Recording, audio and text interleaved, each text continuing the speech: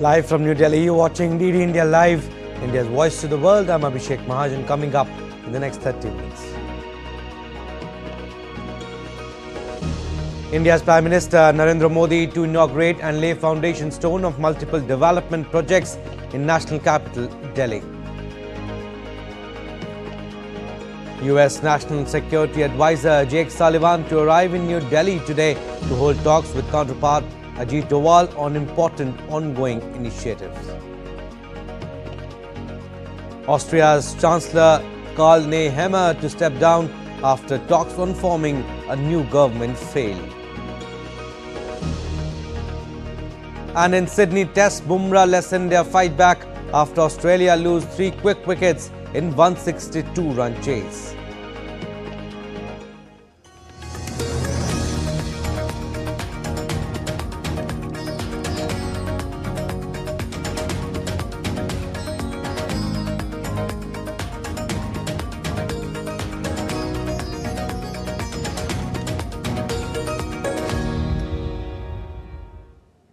US National Security Advisor Jake Sullivan will arrive in New Delhi on Sunday on a 2-day visit. During his visit, the US NSA will hold talks with his counterpart Ajit Doval in New Delhi. The discussions will cover a wide range of bilateral, regional and global issues, along with finalizing ongoing initiatives as the Joe Biden administration concludes its tenure. During his visit, Sullivan will also meet with India's External Affairs Minister Dr. S. Jaishankar. His visit to India comes as the Joe Biden administration prepares to wrap up its 4-year term. Congressman Michael Waltz will succeed Sullivan on January 20th when Donald Trump is inaugurated as the 47th President of the United States. US Secretary of State Antony Blinken is on a trip to South Korea, Japan and France. Blinken's trip is happening at a crucial time when South Korea is facing a political crisis. On Friday, South Korea's presidential guards and military troops prevented authorities from arresting impeached President Yoon Suk-yeol, who is under criminal investigation for insurrection over his failed martial law bid. During his visit to South Korea, Secretary Blinken will meet with senior government officials to discuss ways to promote a free, open and prosperous Indo-Pacific region as well as trilateral efforts with Japan. In France, the top US diplomat will discuss challenges in West Asia and Europe amid ongoing efforts to secure a ceasefire in Gaza. Austria's Conservative Chancellor Karl Nehammer announced his resignation after coalition talks with Social Democrats and Liberals collapsed on Saturday. Efforts to form a government without the far-right Freedom Party, which won September's election with 29% of the votes, fell apart amid deep divisions. Nehammer, who called FPO leader Herbert Kickl a conspiracy theorist, refused to partner with the party despite their shared stance on immigration. With no majority coalition possible, Austria faces two stark options: allow Kickl to attempt forming a government or call snap elections. The Conservative People's Party, meeting Sunday to choose Nehammer's successor, may now consider rekindling ties with the controversial FPO. Following the breakdown of talks, I will act as following. I will step down as Federal Chancellor and also as a chairman of the People's Party in the next few days and facilitate an orderly transition. This orderly transition is particularly important to me because I have always stood for stability in our country and in People's Party. Israeli military operations in Gaza continue as Hamas seeks a permanent ceasefire with indirect negotiations ongoing in Doha. Israel also defended its raid on North Gaza hospital at the United Nations, citing evidence of terror activity. Meanwhile, the US is set to approve an $8 billion arms deal with Israel, highlighting its ongoing support amidst the conflict. More in this report. Israeli military operations in Gaza continue as Hamas announced a renewed focus on reaching a permanent ceasefire. The new round of indirect negotiations, which resumed in Doha on Friday, aims to finalize the deal. However, despite year-long talks, a ceasefire between Hamas and Israel remains elusive. On Thursday, Israeli Prime Minister Benjamin Netanyahu authorized a delegation to continue the talks, though he ruled out a permanent end to the war. Israel had defended its raid on Kamal Adwan Hospital in northern Gaza, claiming it had irrefutable evidence that Hamas and Palestinian Islamic Jihad militants were operating there. However, United Nations Human Rights Chief Volker Turk criticized Israel's justification as unsubstantiated and vague. The hospital, which has been at the center of the controversy, denied these allegations. In most instances, Israel alleges that the hospitals were being improperly used for military purposes by Palestinian armed groups. I've in fact just received a letter from the Israeli ambassador asserting that Kamal Adwan Hospital was militarized by Hamas and that Israeli forces took extraordinary measures to protect civilian life while acting on credible intelligence. Yet, Israel has not provided sufficient information to substantiate many of these claims, which are often vague and broad. As the search continues for those responsible for the October 7, 2023 terror attacks, the Israeli army maintains its operations in Gaza's hospitals and refugee centers, which it believes are hiding places for gunmen. Meanwhile, the Biden administration has notified Congress of a proposed $8 billion arms deal with Israel, including fighter jet ammunitions, artillery shells, and air defense systems. While some supplies can come from US stockpiles, most will take over a year to be delivered. Meanwhile, heavy rains in Gaza have worsened the misery of displaced people, flooding and damaging their makeshift tents amid the ongoing conflict. Floodwaters have risen by over 30 centimeters in some areas, leaving people exposed to the cold and damaging shelters. The ceasefire deal to end the conflict between Israel and Hezbollah took effect a month ago. However, the conflict in Gaza shows no signs of slowing down as Israel continues its military actions. Rabindra Chauhan's report for DD India. And relatives of hostages held by Hamas protested in Tel Aviv on Saturday, rejecting a partial ceasefire deal and demanded a comprehensive agreement that would secure the release of all hostages. The protest was attended by former Defence Minister Yoav Gallant, who resigned from Parliament earlier this week. The protest came as Hamas released a new video showing a female hostage alive in an attempt to urge Israel into doing more to secure the hostages' release. Relatives of the hostages, Nama Weinberg and Zahiro Shaharmor, expressed their desire to end 456 days of captivity with a comprehensive deal to bring all their loved ones home. Like every Saturday evening, we come to the rally to call for our loved ones who are still in captivity. My father, Gadi Moses, is still there 456 days. We got the movie before Liri Elbag, and as much as I'm happy for the family to see her alive, it's very concerning to see her status and not knowing about all the others. So we really hope that the delegation that went to the conversation will get to some agreement and we'll see all our loved ones as soon as possible. And no one will put more obstacles to fail the negotiations, and we'll get to agreement. At least 8 security personnel were killed and 40 others injured in a suicide bomb blast in Balochistan province of Pakistan. The blast, which took place in Dang area of Torbat city on Saturday, targeted a passenger van and a police security vehicle adjacent to the van. Following the blast, police and security forces reached the incident site and cordoned off the area while the injured were moved to the nearest hospital. The separatist group Baloch Liberation Army, which is BLA, has claimed responsibility for the attack. The laser attack is part of an ongoing series of attacks by the BLA in Balochistan, which have been targeting military convoys, security checkposts and police vehicles. And in a deepening energy crisis, residents of Moldova's Breakaway Transnistria region face escalating power cuts after Russian gas flows through Ukraine halted on New Year's Day. The halt follows Kiev's refusal to renew a transit deal with Russia, leaving Transnistria's thermal power plant without fuel to generate electricity. Without gas from Gazprom to fuel its thermal plant, Transnistria has extended rolling blackouts to 4 hours daily, leaving homes without heating as temperatures plunged to -10 degrees Celsius. Industries have shut down sparing only food production as officials urged residents to conserve resources. Moldova, reliant on Transnistria's power plant for cheap electricity, blames Russia for the chaos, demanding gas rerouted through Turk Stream. Moscow, however, points fingers at Kiev for the impasse. Meanwhile, Transnistria's vital power supply to Moldova remains precariously disrupted. Ukrainian President Volodymyr Zelensky revealed heavy losses among Russian and North Korean forces battling in Russia's Kursk region. In his nightly address, Zelensky described fierce battles along the 1,000-kilometer front line with the most intense fighting near Pokrovsk.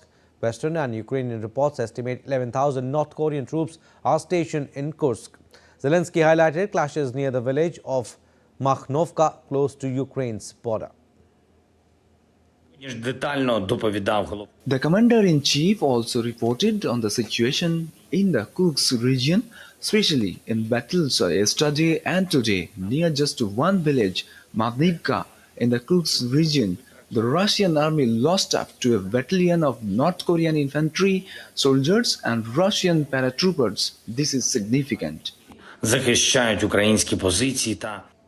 The last contingent of security forces from Guatemala, comprising 75 military police members, has arrived in Haiti to reinforce the ongoing multinational security support mission. This deployment is part of Guatemalan President Bernardo Aravala's pledge to send 150 military police made in September last year. The mission, led by Kenya, has seen deployments from several countries, including 400 police from Kenya, 24 personnel from Jamaica and 2 senior officers from Belize, with El Salvador sending 8 soldiers for medical evacuation operations. Despite these efforts, the mission has struggled to prevent gangs from taking new territories and committing massacres, causing thousands of people to flee their homes due to escalating violence. Haiti's national police have meanwhile lost thousands of officers in recent years. Now let's take a look at other stories making news around the world. Myanmar's military government announced the release of 1,000 prisoners, including Rohingya people, to mark Independence Day from Britain. Junta announced the release of 5,864 prisoners, including 180 foreigners from the jail in Yangon. Among those still imprisoned by the junta is the country's former leader and Nobel laureate Aung San Suu Kyi.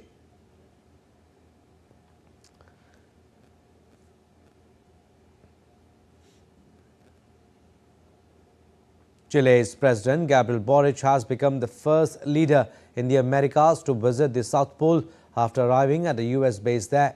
Boric said his visit underlined Chile's determination to play a key role in scientific projects in the area, especially those involving climate change. Boric travelled with a group of scientists and several cabinet members, including ministers for the armed forces and the environment. Extreme cold gripped Hulunbuir city, North China's Inner Mongolia Autonomous Region, with some areas experiencing temperatures as low as 40 degrees Celsius below zero. The mercury dipped to minus 30 degrees Celsius in many urban areas of Ergun city. Additionally, a section of the Yellow River, the country's second longest river in Bayanur city of Inner Mongolia, has entered its frozen period and closed to traffic from 8:00 Friday. Still to come on this edition of DD India Live. India's Health Ministry convenes high-level meet amid reports of HMPV outbreak. An international flower show begins in Western India's Ahmedabad, remain open for visitors until January 22nd.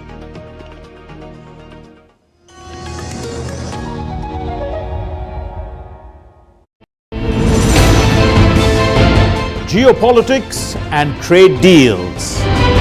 Economic challenges amid development. Hard work and the path to prosperity. It's the economy always. Between walkers, money is what money does and says. Supply creates its own demand. Between the bulls pulls and bears tears. When supply chains globalization and India rises to the podium. We'll get you centered with the economic brief at 8 p.m. every Thursday on DD India.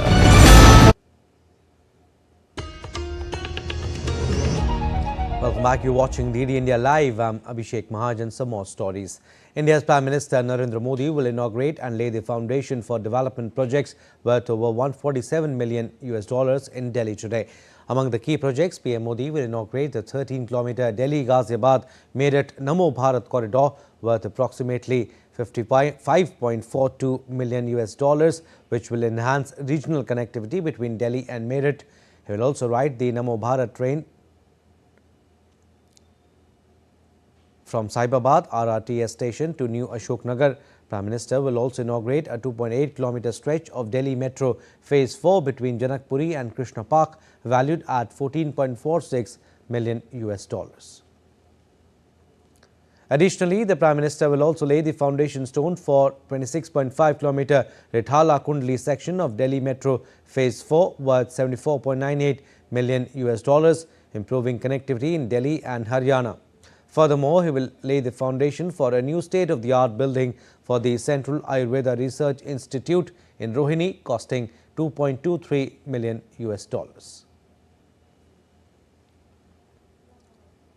Now, India's Health Ministry on Saturday convened a joint monitoring group meeting in view of rising cases of respiratory illnesses in China in the past few weeks. The ministry said it is closely monitoring the situation in China through all available channels, and the World Health Organization has also been requested to share timely updates regarding the situation in China. The ministry further said that India is well prepared to handle respiratory illnesses and surveillance shows no unusual surge. It said the health systems and surveillance networks remain vigilant, ensuring the country is ready to respond promptly to any emerging health challenges. The French Navy aircraft carrier Charles de Gaulle arrived at Western India's Mormugao Port Trust jetty in Goa on Saturday. French carrier strike group is making its stopover in India as part of its mission Clemenceau 25. During the mission, the Charles de Gaulle, CSG and Indian Navy will hold 42nd annual Varun bilateral exercise. The aim of this aero-naval training is to develop interoperability between the two navies and to prepare crews to deal with the multi-million threat as part of a coalition. The Ahmedabad International Flower Show 2025 has begun at UNESCO World Heritage City of Ahmedabad in the state of Gujarat. This world-class flower show showcases a harmonious fusion of Indian culture with nature's beauty. Here's more. People in large numbers are visiting the International Flower Show in Ahmedabad. Started in 2013 by Prime Minister Narendra Modi, who was then the Chief Minister of Gujarat, this show has seen great popularity over the years. Organized at the Sabarmati riverfront, this show is an annual celebration of colors, offering a blend of visual splendor and exquisite flower displays. This show also gives out the message of sustainability. Every year I visit, but this time I've heard it's really going to be something very extraordinary, and they have been planning since before Diwali. So I am expecting a lot, and I think it's going to be very nice. Today is just the second day. You get to see so many varieties of beautiful flowers meant just for the winter season, and we are expecting a spectacular show. It's a very beautiful experience and a glorious arrangement here. This is our first time at the Ahmedabad Flower Show, and it's been a wonderful experience. The scale of the event, the kind of flowers that they have put in, the kind of sculptures they have built, it just shows that they have put in a lot of efforts. In 2024, the flower show attracted nearly 20 lakh visitors and also earned a Guinness World Record for its 400-meter-long flower wall. The show has been divided into 6 zones, featuring over 10 lakh flowers, more than 50 species, and over 30 sculptures. Symbolic statues showcasing India's economic progress, 23 years of governance, inclusiveness and sustainability, unity and diversity, hosting the Olympics 2036, Vasudhaiv Kutumbakam, and many more installations depicting India's culture and development have been put up at the show. Use of technology has enabled visitors to make use of specially designed audio guides to learn more about the flowers, sculptures and zones by scanning QR codes available throughout the flower show. Here we had some visitors speak to us about their experience at the International Flower Show in the state of Gujarat, in the city of Ahmedabad. This will go on till the 22nd of January, and what will be at display is India's vibrant culture, heritage, and what India's growth journey has been. With my colleague Krishna Shah, this is Meghna Dev for DD India from Ahmedabad, Gujarat.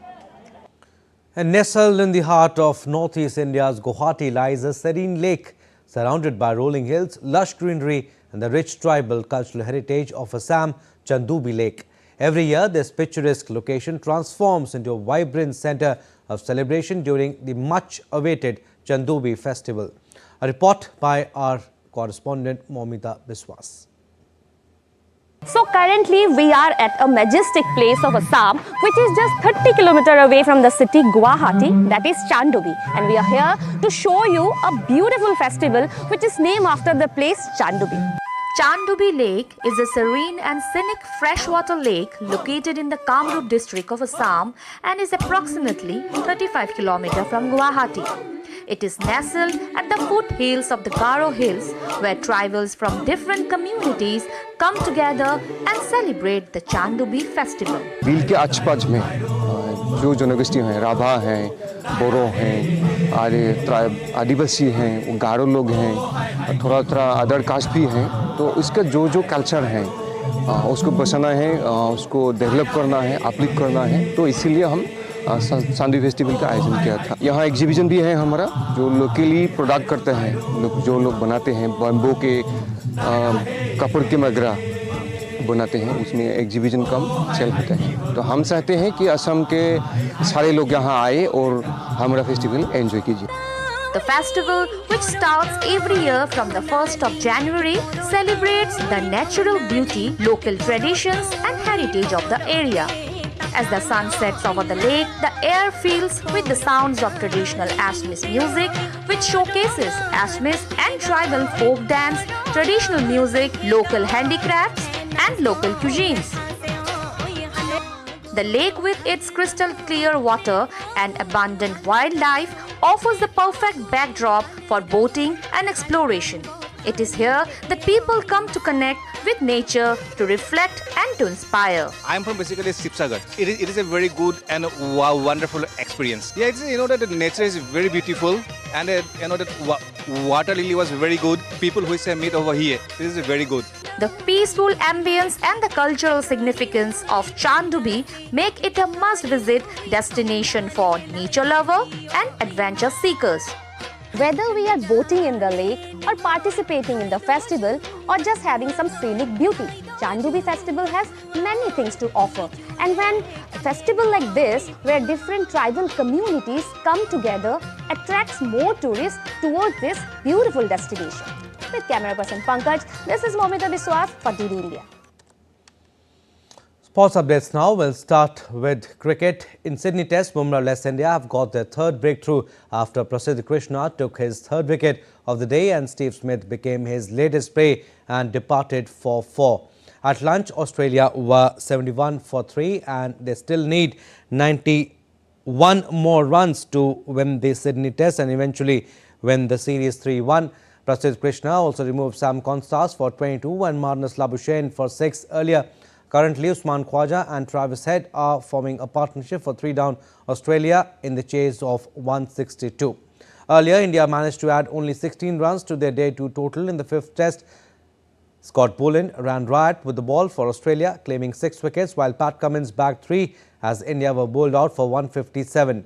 The injured Jasprit Bumrah did come out to bat but didn't score any runs. For the Indian team, Rishabh Pant was the pick of the batters, scoring 61 runs of 33 balls. World number 1 Aryna Sabalenka will take on Polina Kudermetova in the Brisbane International Final on Sunday after both players won their semi-final matches. Sabalenka powered into the final with a 6-3, 6-2 victory over teenager Mida Andreeva, taking a step closer to her first trophy of the year before her Australian Open title defence begins later this month. Fit and firing on all cylinders in her opening tournament of the new season, Sabalenka finished gears in the second set for an early break and is through to book a meeting with Russian Kundermetova in Sunday's final. The 21-year-old earlier swept aside Ukraine's Annalina Kalanina 6-4, 6-3 to continue her stellar run from the qualifying competition. And America's Rayleigh Opelka will face Jiri Lehecka in the final of the Brisbane International on Sunday after a contrasting semi-final matches win in Australia. Opelka came out on top against Giovanni Pericard 6-3, 7-6 as two of the biggest servers on ATP Tour went toe-to-toe. Opelka also became the first player this season to break Pericard's serve as he advanced to his first final since 2022. Meanwhile, Lehecka made his way to the final after defending champion and second seed Grigor Dimitrov was forced to retire due to injury, trailing 6-4, 4-4. Well, that's all for this edition of DD India Live, but do let us know your thoughts on the news of the day. For those on the go, you can get all the latest news and updates from India and across the world on DD India mobile app. The app is available on both Android and iOS. Scan the QR code on the screen to download now. And we'll be back with more news as it breaks here on DD India. I'm Abhishek from all of us here in Delhi. Thanks for watching DD India Live.